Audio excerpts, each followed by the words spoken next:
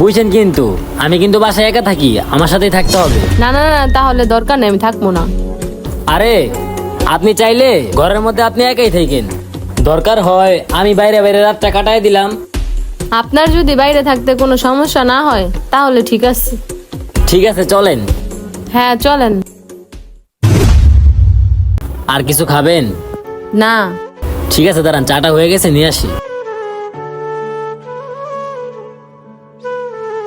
এই নেন, গরম গরম চা খান। নিন একটু খান। আরে না না, সমস্যা নেই, আপনি আরে খান। নিন নিন, একটু খান। মেয়েটার প্রতি কেমন জানি একটা মায়া মায়া কাজ করতেছে। আচ্ছা, আমার বাসায় থাকতে আপনার কোনো সমস্যা হচ্ছে না তো?